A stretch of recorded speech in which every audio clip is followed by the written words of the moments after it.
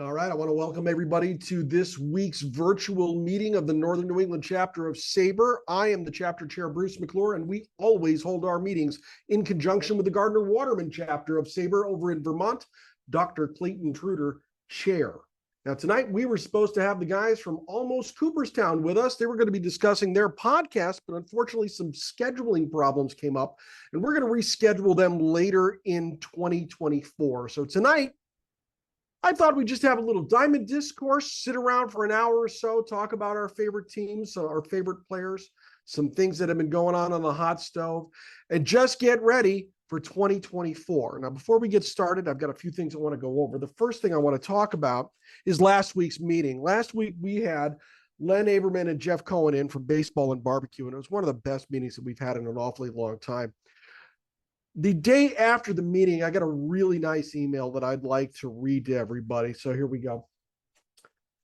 Starts out by saying, Jeff and I wanted to thank everyone who attended last night's meeting, as well as those who were unable to attend, but will be watching the video on YouTube.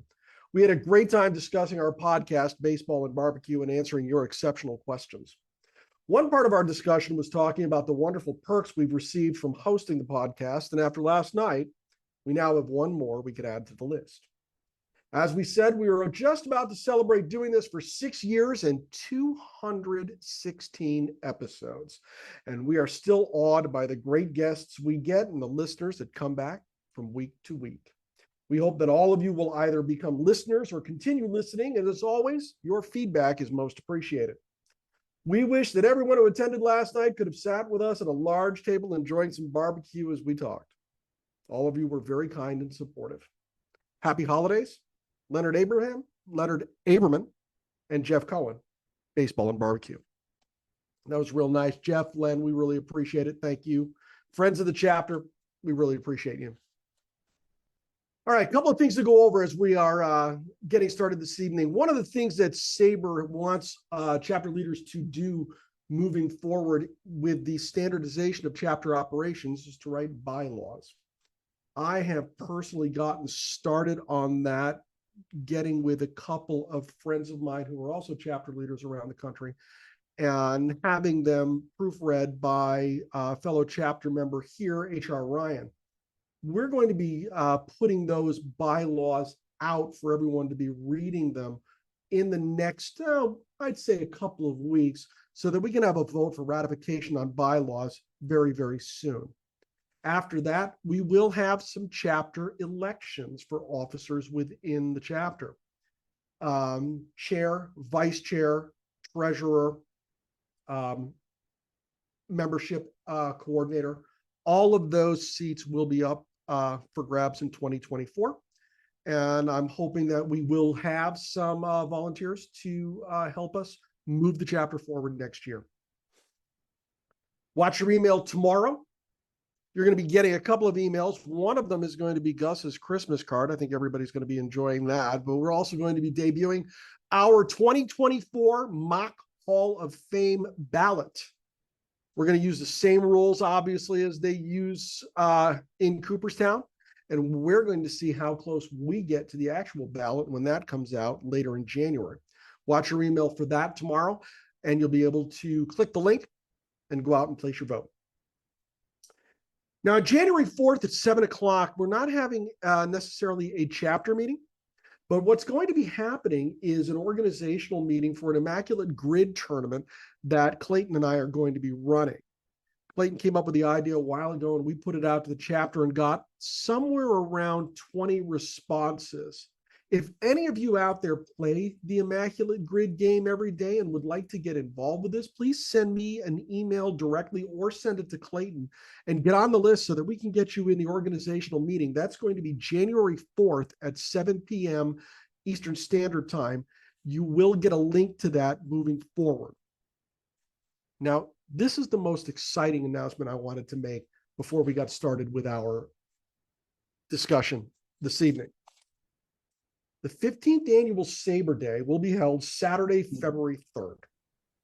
And I've been working hard for all of you to create a really fun program to celebrate baseball and get together as a group several times that day. All of that work came to fruition today. And we're not having one or two presentations that day. We're going to be getting together, get this, 4 times throughout the day with some heavy hitters presenting to us their work and their life in baseball. And it's all going to start at 9 a.m. Eastern Time, Saturday, February 3rd, when we have the great Tyler Kepner from The Athletic, who will be presenting a lot of his books and a lot of his work that he's done over his long career in sports. You don't want to miss that. That's going to be a great way to kick off the day, but it gets better because at 12 noon, Lindsay Berra is going to be with us. Lindsay is going to be talking about that emotional documentary, It Ain't Over, an intimate portrait of a misunderstood American icon, Yogi Berra. You're not going to want to miss this. Lindsay is a fantastic presenter and an enthusiastic supporter of her grandfather's legacy. This is going to be a wonderful presentation you are going to want to see. And then we just keep on going because at 4 o'clock in Eastern Time, you're going to want to come back to us to see John Leonidakis, who is going to be here presenting his work on what he's done over the years with film and streaming. And oh my gosh, what a presenter he is going to be. In 2016, John created the Sweet Spot, the first streaming series to tell the stories behind the stats, taking viewers on a unique journey deep inside the heart and soul of baseball. He's got 10 films and a book, and his film, Ball 4 Turns 40, can be streamed for free on Tubi.com right this very second. Don't go till after the show tonight, guys. But he's with us at the 4 o'clock hour. We're going to follow it up at 7 o'clock. We're going to wind up Sabre Day with Andy Tutkin, who is a Sabre member from Rhode Island, who has a brand new book that was just discussed in the Boston Globe a couple of weeks ago called The Murals of McCoy. Now, every once in a while, a person comes across something that brings them back to a memory they sincerely cherish, one they wish they could relive over and over again. For Andy, a longtime Pawtucket Red Sox fan, that something was the collection of 95 hand-painted and photographed player murals that adorn the winding concourses of McCoy Stadium. And he wrote this book as an homage to that ballpark and those murals, and he's going to be here to discuss that book with us at 7 o'clock on Sabre Day. So I think you can see we've got a murderer's row of presenters and fun for Sabre Day, Saturday, February 3rd, beginning at 9 a.m. Eastern Time. So now that we've got that out of the way, I'm going to take a quick look at the chat because I saw a couple of things come up. Baseball is 90% mental, the rest is physical. That's right. Yeah. Alex Stace says, I saw that posted in a Facebook group today that I'm part of. I can't remember which baseball group it is, but that's fantastic. As soon as the Yogiisms start and the name gets mentioned, I don't know about you. I don't even know if I know all the quotes, but you know, I mean, when you see a fork in the road, take it. Alex Stace says, gee, who did that guy play for? Hey, Alec, he played for the Mets. That's right. I was waiting for a boo from somebody. All right, let's start talking about the current events. Oh, I had a question. Yes, Gary. I'm sorry, Gary. You did have your hand up. Yeah. The immaculate grid. Yes. For competitions like this, which I liken to trivia games, I suck.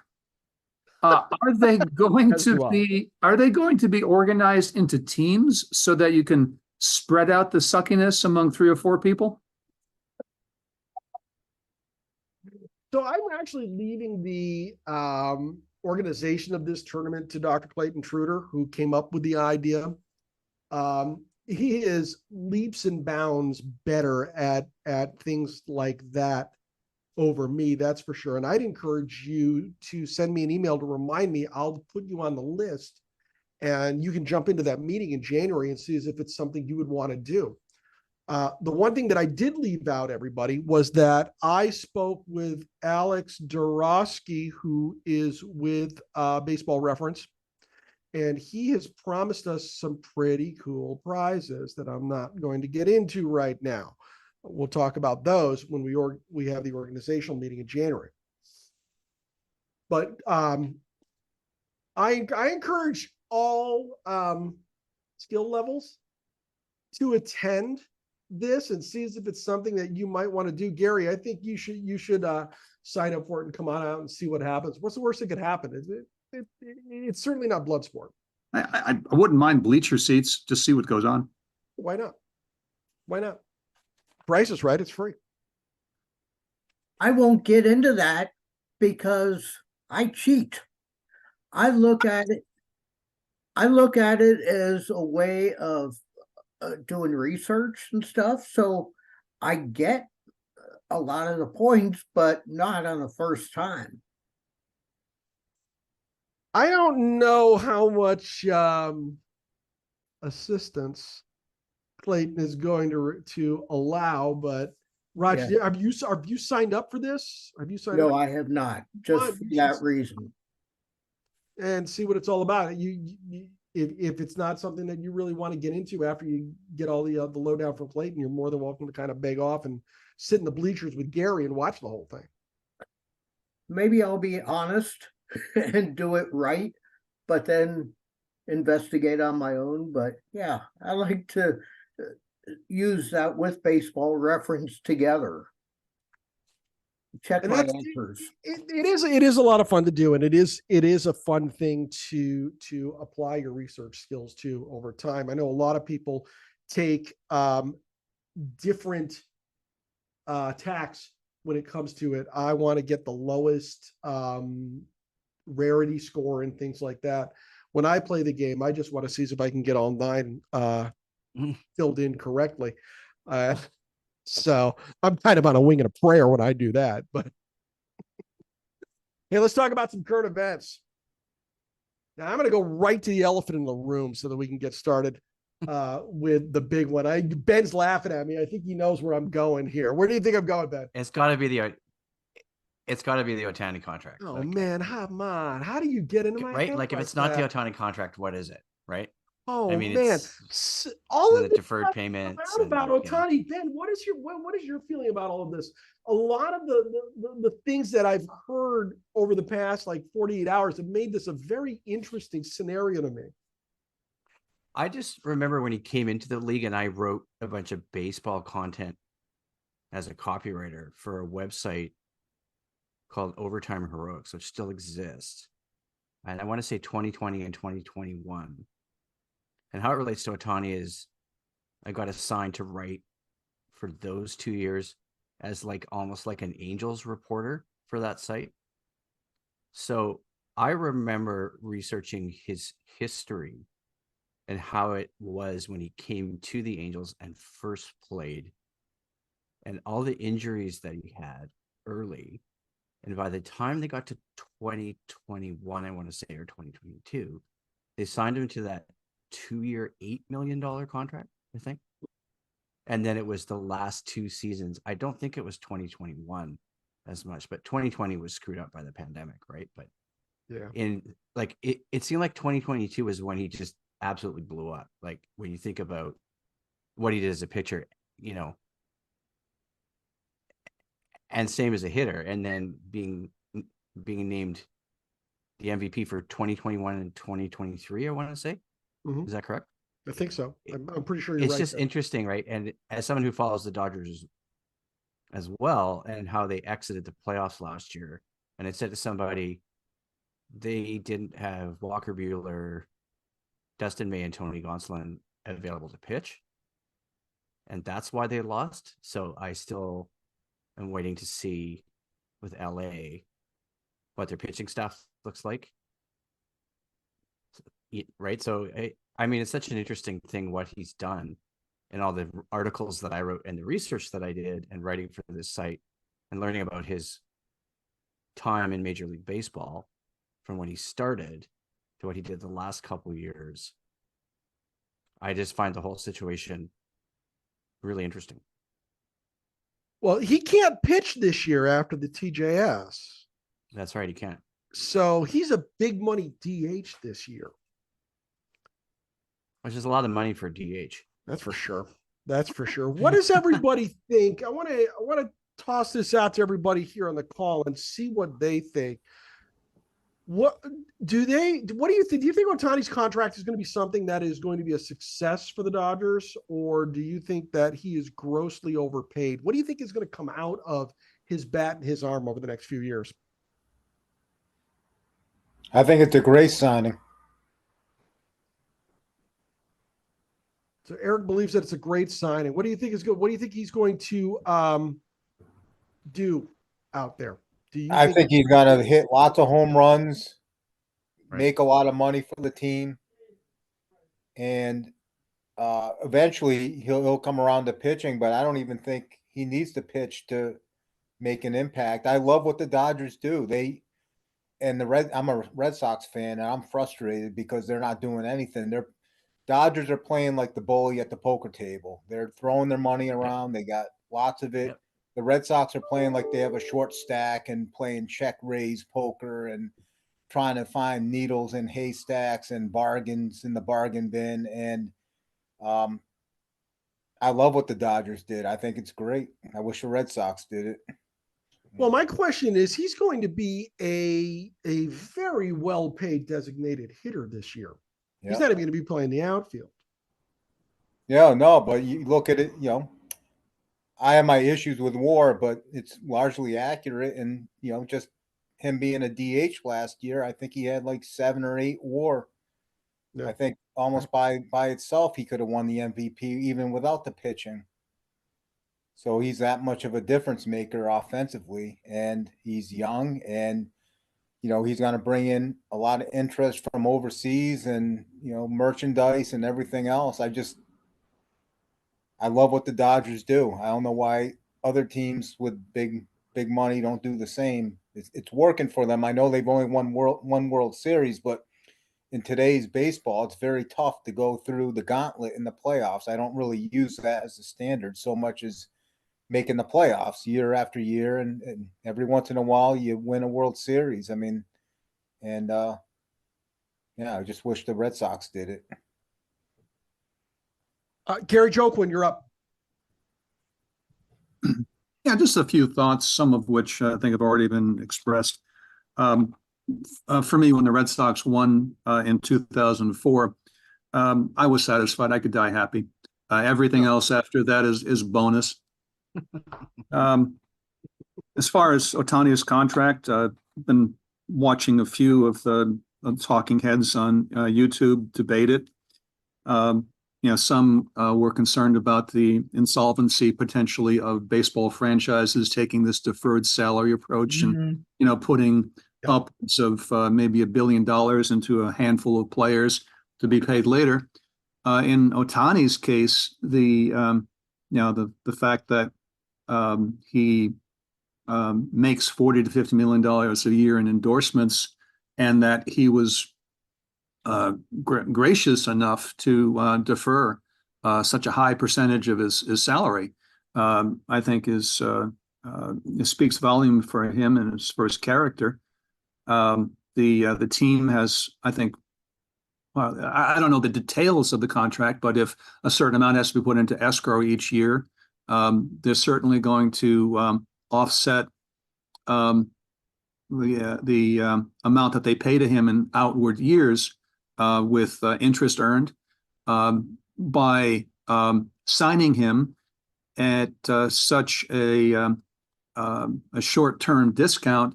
They're enabling the team to acquire other talent, and especially other Japanese talent, which is going to pay great dividends to the organization in terms of the Dodgers being the face of Major League Baseball in Japanese and Southeast Asian circles.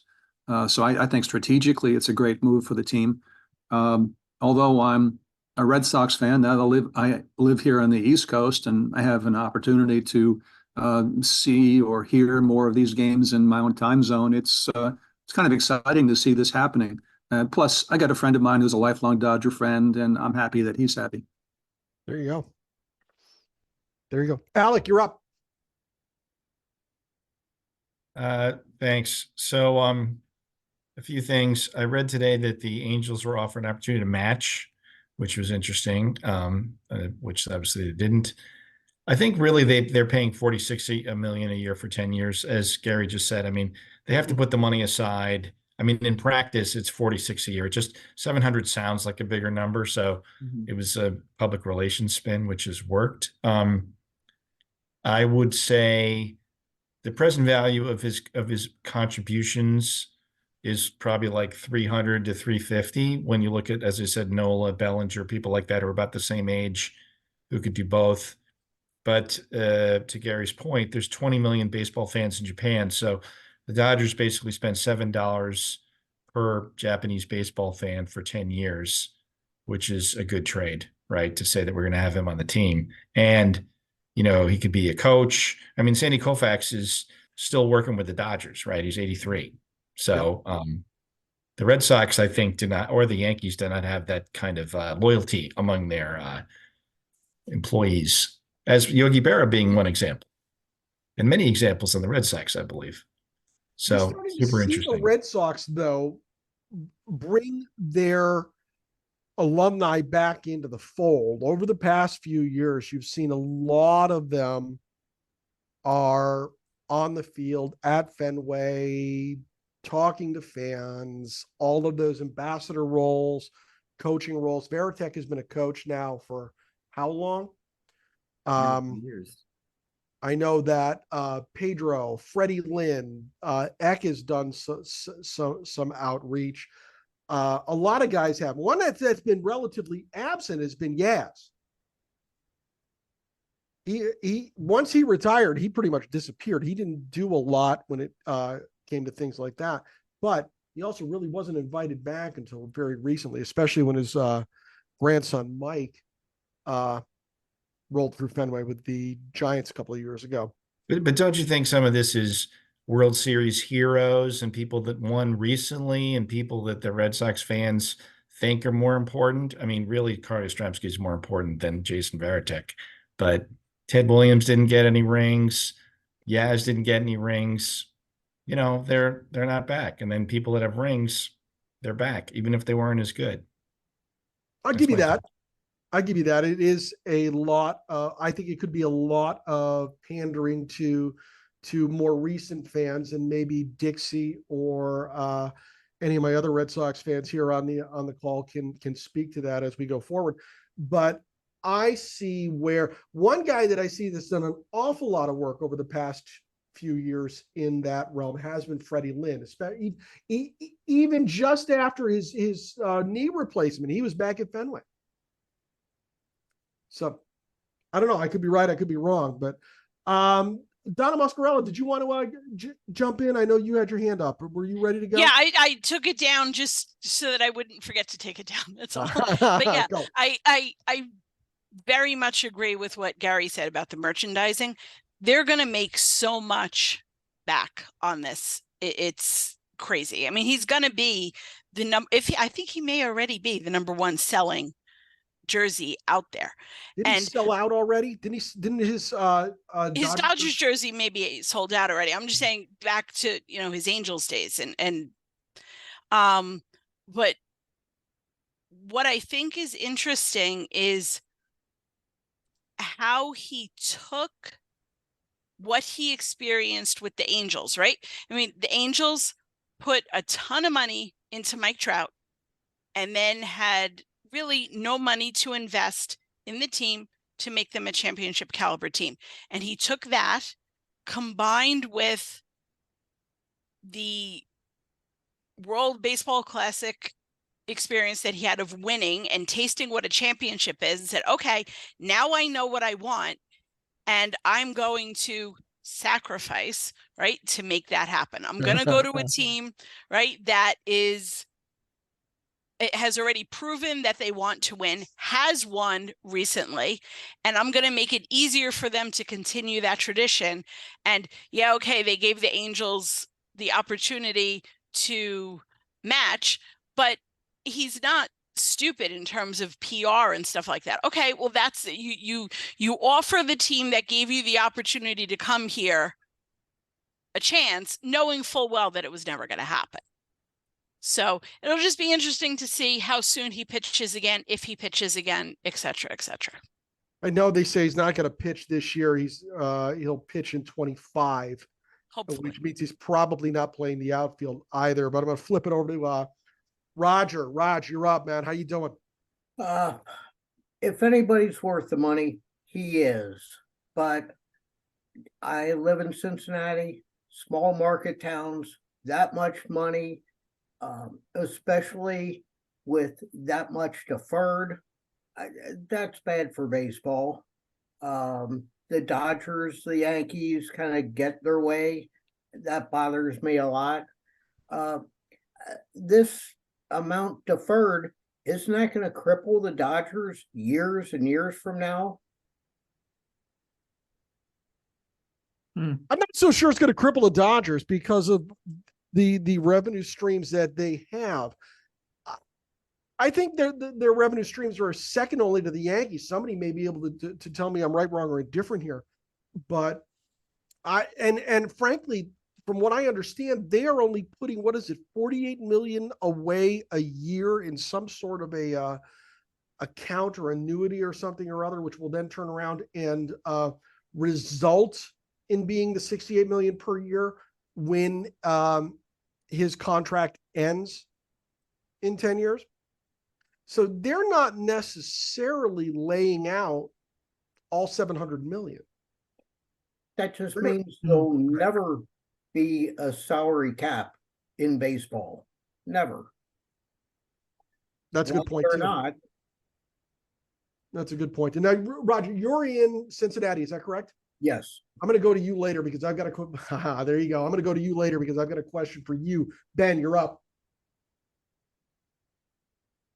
Yeah, I was merely reflecting on the stuff I knew about Italian and writing and research I did, but someone who follows the Angels and I'm in some Angels Facebook groups, there's also a lot of blowback and just a continued failure by the Angels to really do anything as a team and as a franchise, right? Like, and all the bad press that Artie Moreno gets anyway, even before this.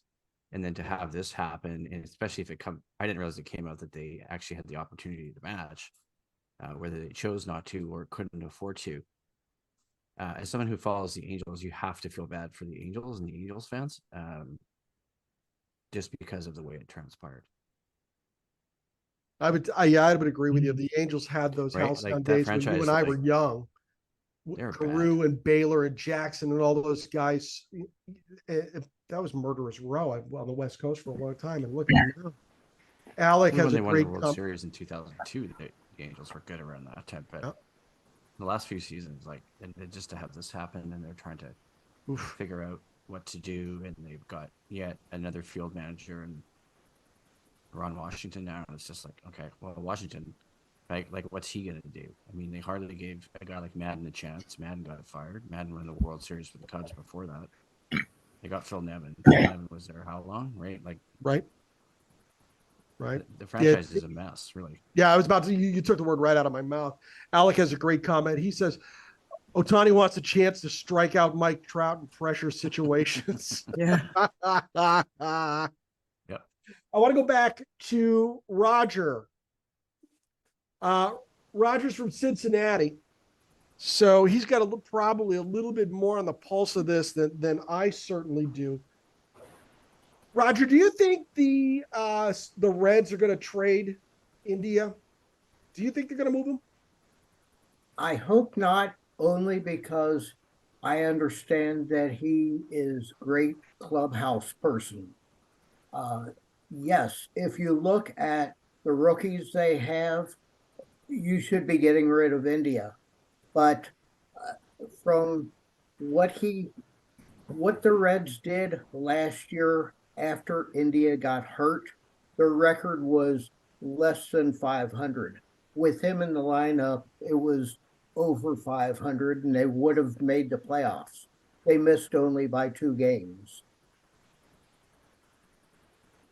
That's the opinion around here. You want to keep a player like that. Bob Howsam said the worst trade he ever made was trading Tony Perez to make a spot because of what Perez did in the clubhouse, the leadership.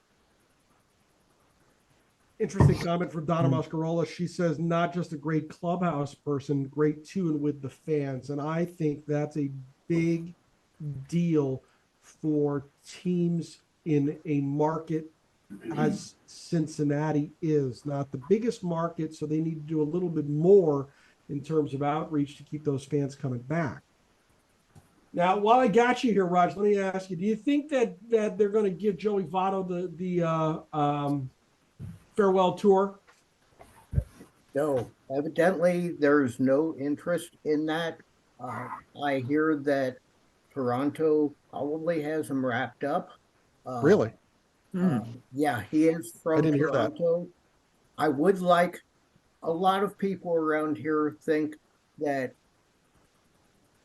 he had a $7 million buyout or $20 million to pay him for the year. He definitely was not worth the $20 million. People were saying, well, have him paid $9 million and be a part-time coach. He's a player that wanted to stay in Cincinnati just because he wanted to be forever as a Red. And you don't find that many players. Now, if he goes somewhere else for a final year, that's a little luster lost, I think. My opinion. Is Joey Votto a Hall of Famer? I say yes. I say he is a Hall of Famer. We had Scott Rowland here for a few years.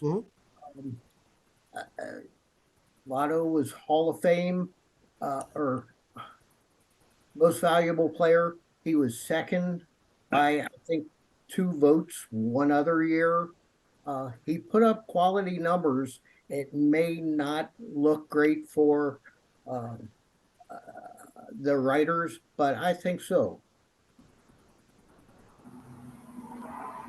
Roger, thank you very much. I appreciate that. It's very kind of you. Where's Dixie? Hey, Dixie, tell me what you're thinking about the Red Sox right now. I think you misrepresented my allegiance because of my location. Yes, I did. Yes, I did. I have never been a Red Sox fan. Did you get all the you've got to be around the Boston hype machine. Yeah. I grew up in central Massachusetts. Sort of, yeah. I did too. I grew up in Western Massachusetts. I've heard it all for 70 plus years. Now, you're a Astros fan, do I remember that correctly? Astros and Colorado Rockies. All right. Go so Rocky, yay. Yeah. All right. So then I'll switch gears with you. What do you think is going to be going on in Houston in 2024? Well, they're going to have a new manager. Yep. What's your feeling on that guy? I think that their window is closed, or certainly more closed than it was before, because their Altuve and Brakeman and all those other guys are getting a little older. I'm not up to date on how many new guys are coming up. Certainly Alvarez is terrific. But, you know, they're going to be good. And injuries are going to dictate what happens. Because everybody can be good until, you know, September 1st. And what if somebody breaks their leg? And then you're done. And then you're done. And by the way, I know that this may shock several people on this Zoom. All right, hold on to your hats, guys. I said this 4 months ago. I said it 3 months ago. I said it 2 months ago. I said it last month after the vote. Ohtani is not the most valuable player of anything. Expand on that. I'm sorry, but he's the most valuable player to what end? I know 4 guys who played their hearts out this year, and all of their stats got their teams to the playoffs. and which one player got their team to the World Series and won it. That was Seager. So why isn't he the most valuable player? He was valuable. I don't count valuable as making a lot of money on your own. No way is Ohtani the most valuable player. The awards have morphed over the years, haven't they? The writers no longer think in terms of most valuable player.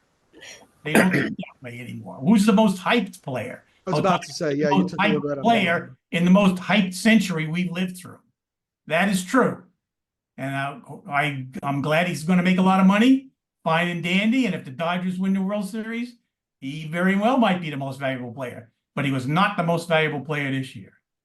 Roger has a great question in the chat. His question is, should the MVP be best statistics or best player on best team?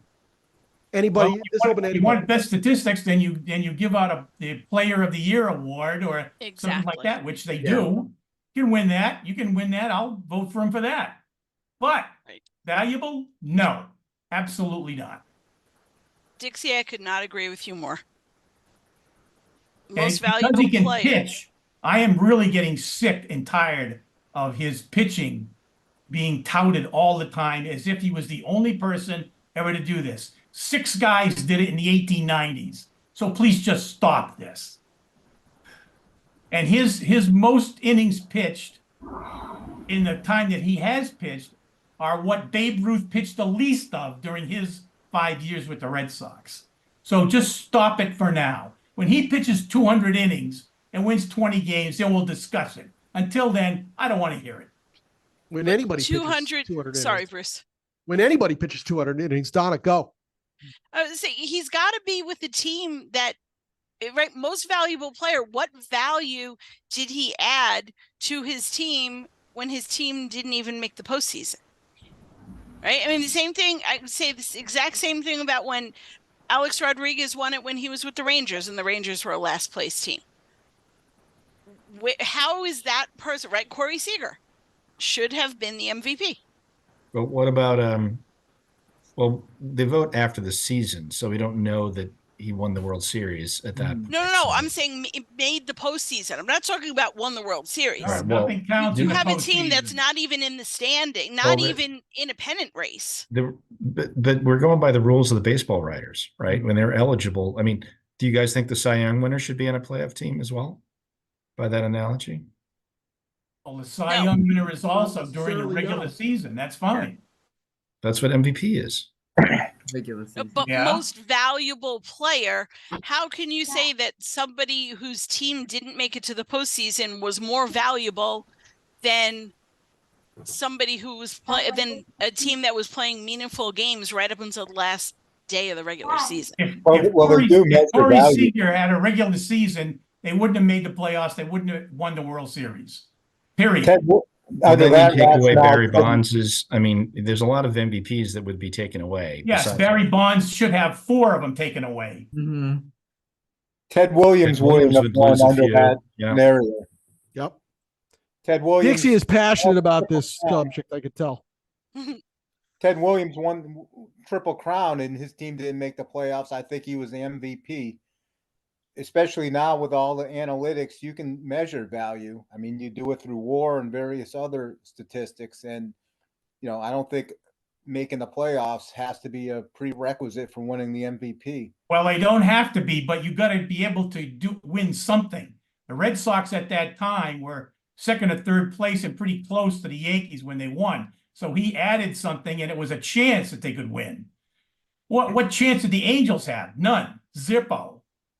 Well, I don't think Along it those should. lines, Gary Joklin has a great comment in the chat. He said, should we revoke Ernie Banks' 58 and 59 MVPs because he played for sub 500 teams? You have to look at the whole season in that time period. Mhm.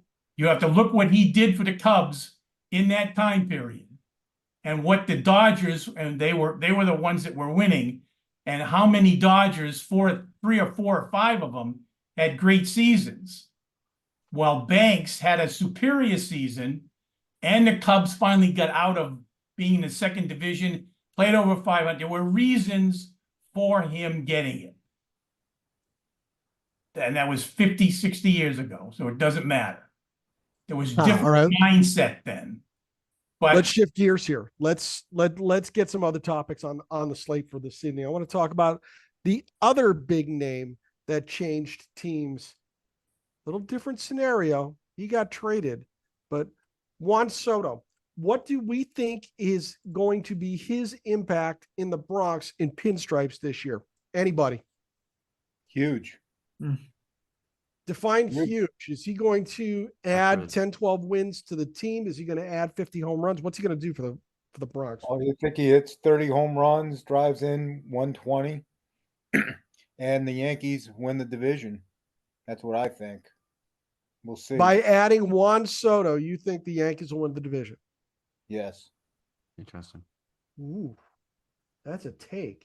Who's going to pitch for him? Yeah. Oh, you got Garrett Cole. I mean, they have money. They can sign Montgomery or someone else. I mean, they're going after the Japanese guy. That was going to be my next subject. As a matter of fact, I was going to move to Yamamoto too. But so they've got Cole, and who else is in their rotation though? I'd have to go look.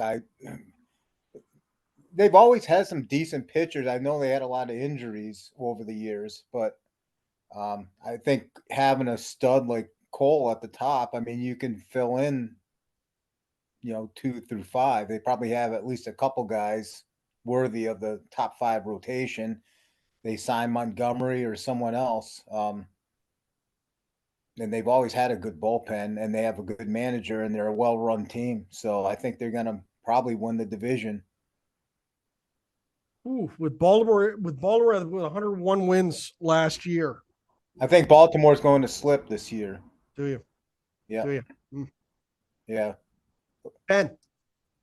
Well, I was looking at Soto's stat line from 2023 on Baseball Reference, and I subscribe to the Major League Baseball, and you can get updates or like a newsletter where it's the writer for MLB, and it's for every team.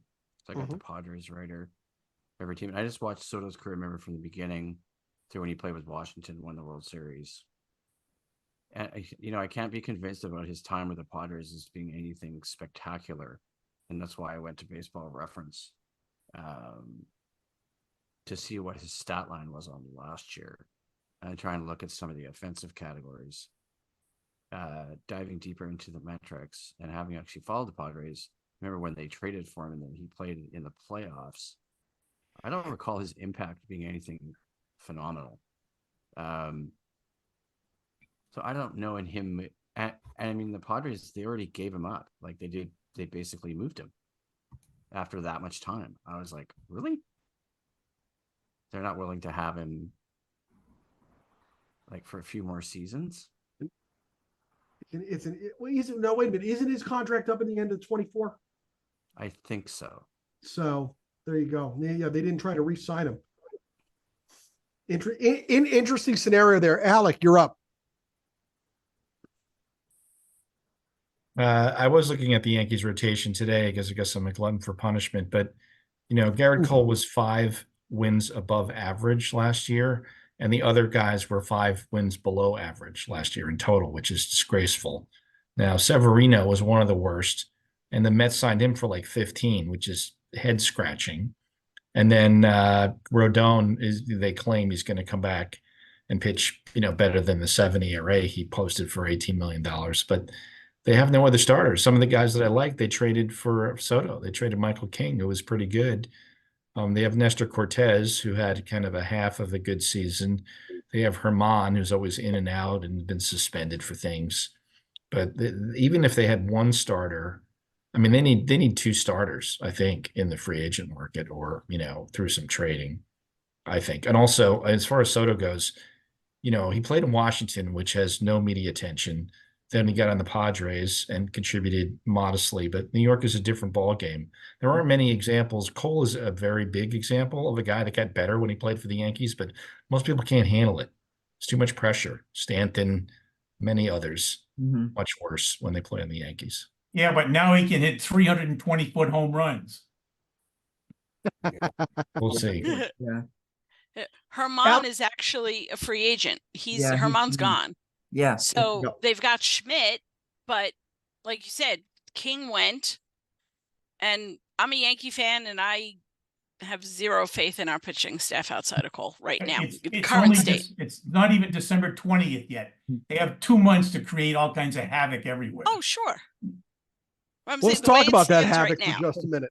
Let's talk about that havoc for just a minute, because there's a lot of names out there that are available to the Yankees, the Red Sox, the Mets, or anybody else who will have them and pay for them through free agency or trades. And I'm thinking the other elephant that's in the room, Yamamoto, he's still out there and he's shopping his wares.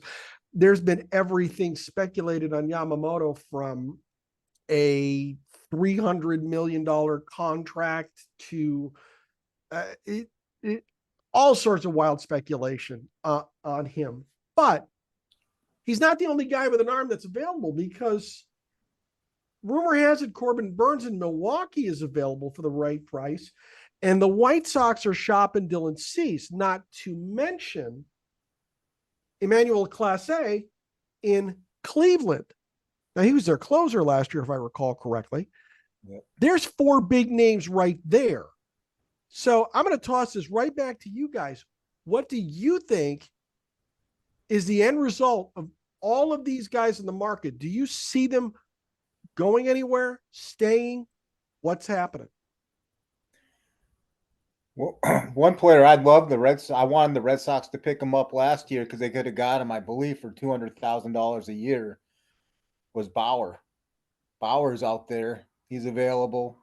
He's been cleared. He was charged with no crime, and I think if a team is smart, they take a gamble on him, because you can get him for a big discount this year. I'll tell you right now, Bauer's radioactive. He's not going to get a job in Major League Baseball again. He's cooked his goose. I think his career is over. And if did he get tattooed a few times in Japan? Somebody's got to know this. I was trying to remember what I saw about him. I mean, obviously I follow the Dodgers, so I know how it ended for him in the whole. I followed the case that he was involved in the trial, right? He was acquitted, and the woman has been exposed. She was on tape, basically admitting he was set up. Yeah, that doesn't surprise me, to be honest. Yeah, that doesn't surprise me, to be honest. I don't know where to go with that. I just the big find question that about Bauer. Sorry, Bruce. I remember even the last couple seasons when he moved from the Reds right to the Dodgers, was with all the crackdown, starting with Garrett Cole, the whole spider tech thing. The knock on Bauer would have been, even without the case, right? The sexual assault case was that he was cheating, or could he handle it if he got regularly checked for stuff like foreign substances, right? And that was to do with his spin rate.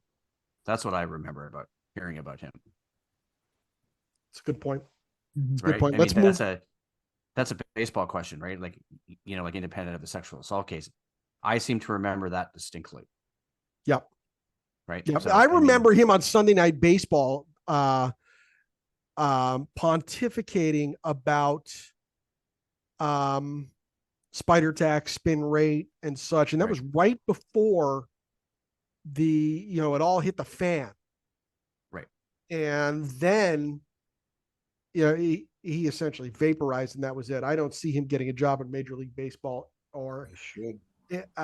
I just don't see it. I think in today's world.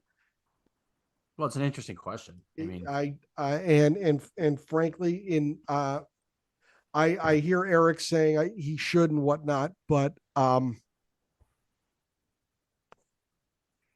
I not don't saying he think should or he shouldn't. I just don't think that he should, based on his behavior, and based on the thing, whether or not the man was set up, based on the things that he's done.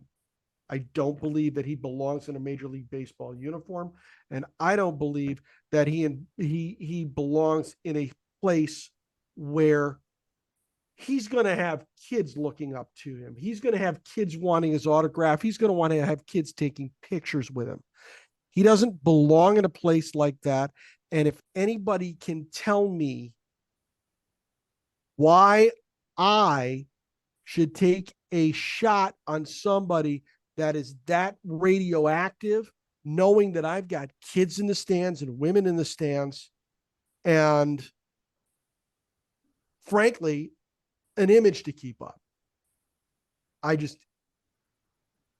if I own the Red Sox, if I own the Orioles, if I own whatever team, I'm not doing it. I'm not taking his phone calls. And frankly, his agent was also involved in that. Not somebody I want on my team or any of the other 29 teams around. But let's move on. Corbin Burns, Dylan Cease, Emmanuel Clase. These guys are on the block. Now, do we see any blockbuster trades coming about? Does anybody have any feeling that their finger on a pulse or something like that that they think is coming up now or after the first of the year? It's for anybody. I think it's going to depend on where Yamamoto lands. Mm-hmm.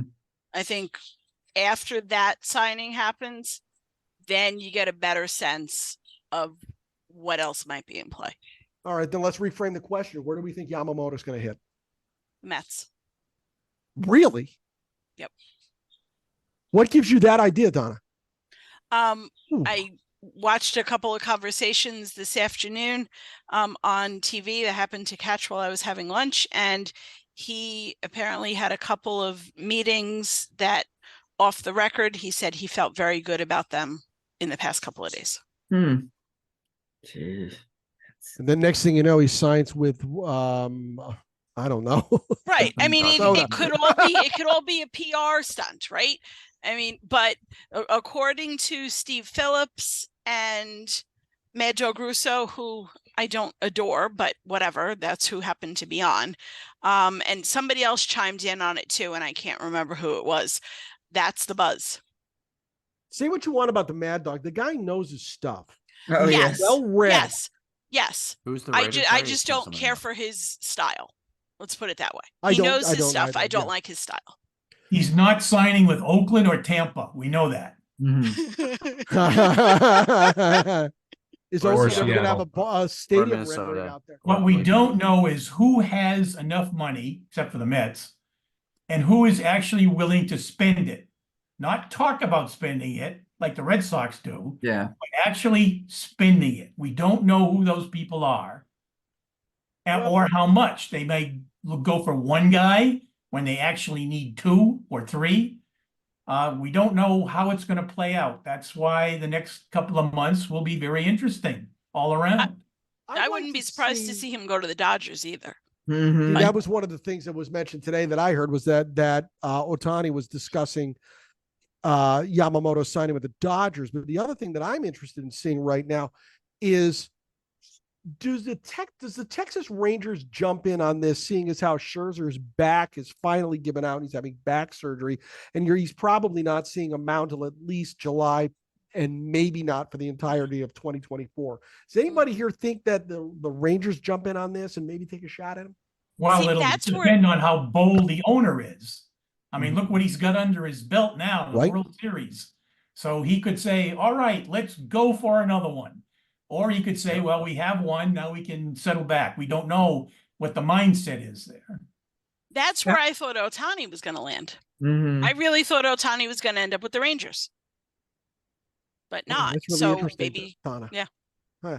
Alec, go. No offense to anyone here from Texas, but it's not as desirable location as New York or LA in general for any free agents. I mean, Seager was an exception, but he'll wind up in New York or Los Angeles. I think if you want the Yankees to spend more, saying that you had a good meeting with the Mets is a great strategy. And I would also say that I don't remember very many trades at all happening after Christmas. I mean, the winter meetings are where the trades are made. I don't think there are going to be a lot more trades at all. There might be some, to your point, after this signing, but I don't see like January 15th trades or whatever. That's quite rare.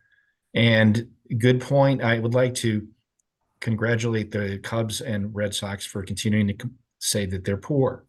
for 20 years, which remains mystifying to me, but so be it. And the Angels for that matter, right? There's like Dodgers, Yankees, Mets, and then there are teams in similar markets, White Sox even worse, who say they're poor. Baffling. Just remember the Red Sox have the highest priced tickets in baseball. That's right. That is Yep. true. How do we think Glasnow's going to do in LA? Can he stay healthy? Good point. He could pitch great for 2 months and then be gone. It seems like that kid has had several unfortunate problems with his physique over the years. And I don't see that working out well. It's The question is, interesting. Tampa's looking for a ballpark, and they just lost Wander Franco forever, apparently. And now they're pitchers. So what do they have to offer someone who's going to build them a ballpark? Right.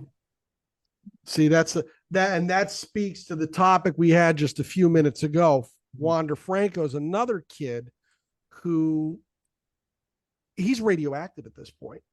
Like Bauer. There's just no way that he can be back on a major league roster and have a team hold him up in front of, once again, women, kids, young fans, and whatnot, as a positive influence.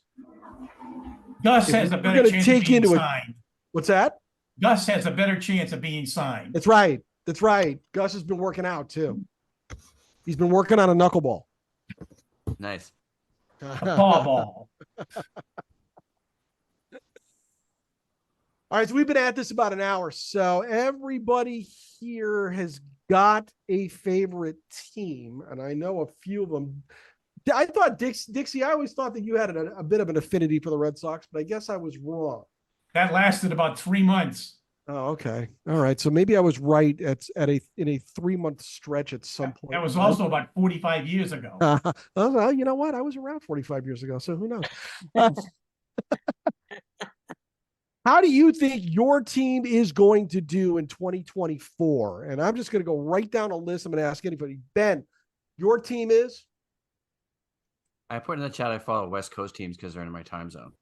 And I have to follow the Blue Jays because they're a Canadian team. But I'm interested to see how the Blue Jays do. And I personally never believed that Ohtani was going there anyway. I think that was all hype.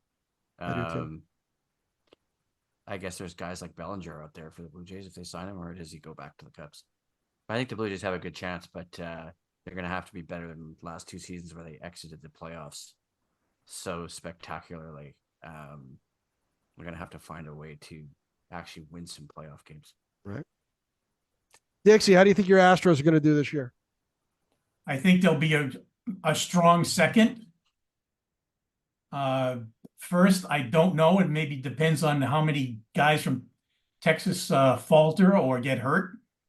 The Mariners may make another shot, but maybe they should be going for the Japanese pitcher as well as everybody else. Right.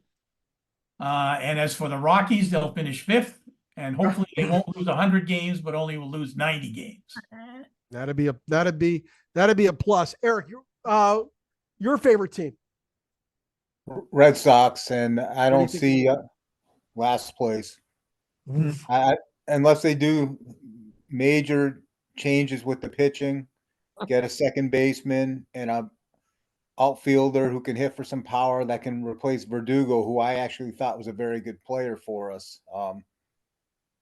We're going to be worse than we were last year, and we were last place last year. So part of the reason why I want Bauer, we need to do something. We need bargains. We need to find something. So, and they're not doing anything. It's very sad. And the gentleman's point was correct. They do have the highest ticket prices in all of baseball, and they sell out most of their games, and they have the Nesson contract, and they're just not getting it done. All right, Kate, you're up. What do you think? Who's your team? Are you a Colorado fan? I am Colorado. I'm Nationals and Red Sox. And all I can think of is I'm still in mourning over Nolan Arenado leaving the Rockies. I saw him grow up there. And I often wish that the Sox could trade for Arenado for third base. I know about Devers, God bless him, but he's no Arenado. And I know this is the first year that Nolan didn't get the Gold Glove, but he is a class guy, a gamer, and it hadn't worked out for him went so far with the Cardinals. I mean, they're rebuilding. So that's what I would like to see. And I'm so tired of Red Sox poor mouthing about no money, because I agree about so that would be my Christmas wish. Donna Muscarella, tell me about your Yankees this year. I'm not optimistic. I think there's a very good chance that we will compete with the Red Sox for last place. I think the Steinbrenners are not baseball fans, admittedly so. They don't know how to run a team. It's all about statistics and only statistics. And they say, oh, we're going to look into what went wrong and fix it. And they haven't made any announcements at all about what they're going to do to undo all this damage that they've done to the way that they build a team. Take that and combine it with the fact that we have no starting pitching, or very little starting pitching, and So Roger just puts a question in the chat. He says, he's asking me my opinion on all these questions. I like to ask the questions and leave it all up to everybody that's here on the chat in the call this evening. But I will tell you, Raj, that I'm an Orioles fan, and I was happy to see 101 wins this year. And I'd like to see 101 wins next year, but that's going to depend upon whether or not they can bolster the starting rotation. I think they need to do something with Chicago to grab Dylan Cease to get his arm in that rotation. They've solidified their place in the American League for the next 30 years. They have signed that lease, and apparently now they can sell naming rights to the ballpark. So I'm waiting for Oriole Park at Camden Yards, presented by Domino Sugar and Jimmy Seafood in cooperation with Old Bay and Natty Bo. I want all of that on the marquee out front. Anyway, Roger, tell me about your Reds this year, my man. You know, Who you going to wind up? Pitching is going to decide if they get pitching like they didn't this year or last year, but they're a good young club that tries. I love that. Nice. Let's see. Who else have I got in here? Alec, tell me about your team this year. As Yoda said, do or do not. There is no try. And Mariners, 85 wins with the current roster, which is unfortunate. They might be able to trade some younger pitchers, which is quite unusual. They should trade with the Yankees, right? If there was something that the Yankees could give up that was interesting, but they have a lot of young arms. But since they've shed Kalenic, Teoscar, Rodriguez, Suarez, and apparently not getting anybody back like a bat, 85 is probably my expectation, which will not be good enough since they don't play in the National League. Gary. I just made the comment on chat a few minutes ago that over the years, my allegiance to my Red Sox, my childhood team, has weakened as player mobility has increased. So now I tend to follow my favorite players as they go from team to team. If I had to pick an allegiance just by maybe a function of my meager knowledge, I'm probably more interested in what the Dodgers are doing on the West Coast. I can name more of their marquee players. I always check the box scores to see how my former MVP for the Red Sox, Mookie Betts, is doing. I'm thrilled about the prospects of driving 3 hours to Seattle to see the Dodgers play the Mariners, or maybe see the Giants with Mike Yastrzemski, if they didn't platoon him so much. I would be pleased to see the Dodgers go deeper into playoffs, and if there are any Ohtani naysayers, for there to be reasons for them to eat crow. There you go. All right, Karen Halloran, I want to go to you for a minute because, Karen, do I recall you being a Pittsburgh Pirates fan? Yes, I am. Karen, I want to say on camera in front of everybody here, God and any other deity that any of us pray to, I feel your pain. That's why I'm quiet. I am so sorry. I am so quiet because I can't contribute to anything. Yes, you can. Knock Except that off, saying- Karen. You can contribute. You know that. What you know what? You got a heck of a nice ballpark. Oh, we do. Now, in that ballpark, how many wins do you think the Pirates are going to generate this year? I don't know. I'm for, like, I feel your pain. I mean, I don't think so. Their Pope, I don't think is going to help any. Now, I will tell you as an Orioles fan that we are happy to invite you into Birdland. I kept thinking, oh, maybe the Pope might have a couple Hail Marys for us, but I don't think so. Larry, tell me about your team this year. What do you think is going to be happening with your team this year, my man?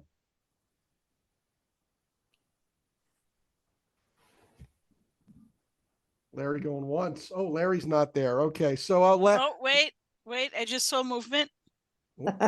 saw movement. She saw movement. Oh. Yeah. Wait a minute. There he is. Larry, He's muted. You are muted, my dude. Unmute yours. There you go. Tell me about what you think your team's going to be doing this year, my man. Geez, I don't know. I'm still recovering from Benintendi being traded. Oh nothing. boy.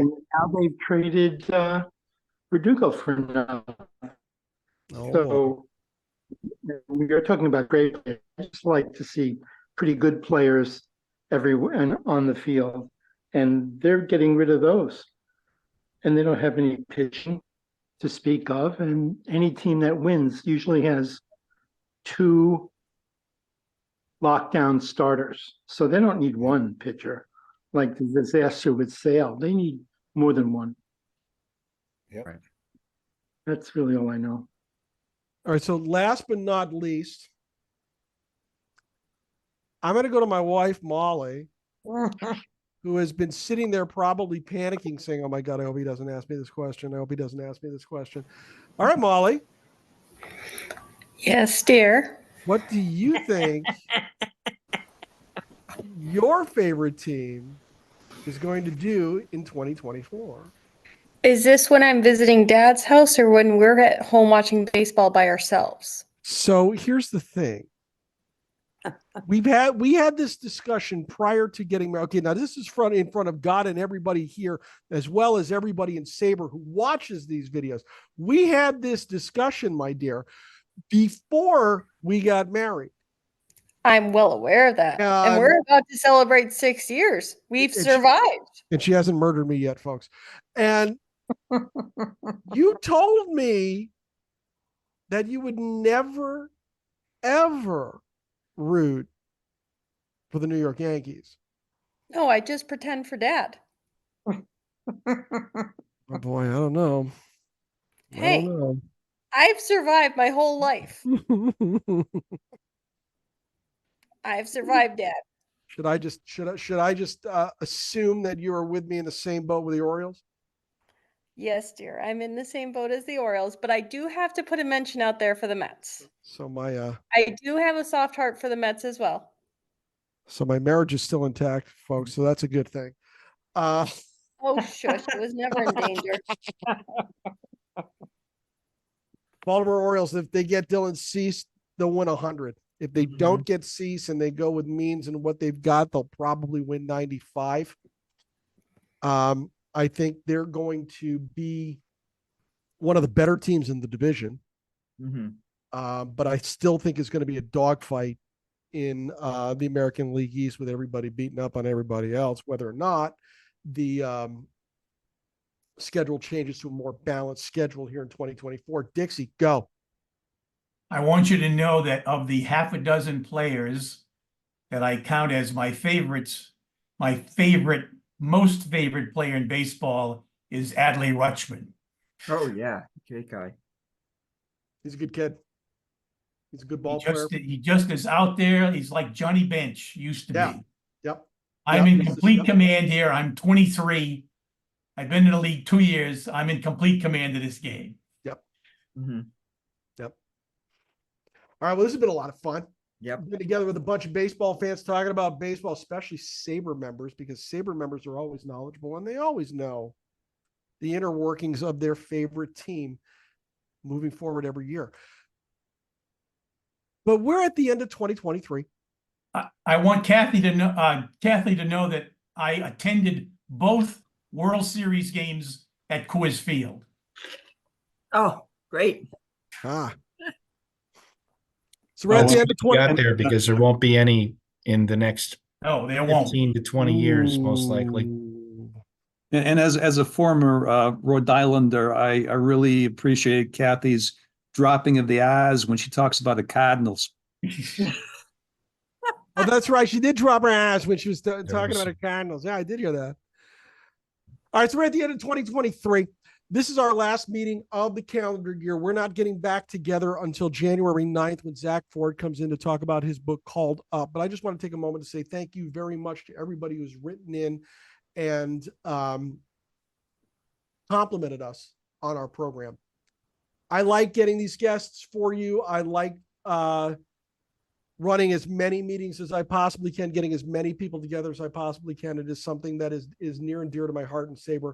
And I have appreciated all your kind words and well wishes. Thank you very much. So on behalf of not only my wife, but Gus, the SABR cat, I would like to say Merry Christmas to everybody.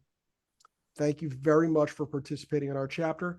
And I look forward to seeing everybody in 2024, where we are going to have ourselves a time with some of the greatest speakers that SABR has to offer. So on that note, let's get everybody out of here. We'll see everybody in 2024. Have a great Christmas. Happy New Year. And we'll see everybody in January. Thanks a lot. Bye. Thank you. Bye-bye. Guys, take care. Bye.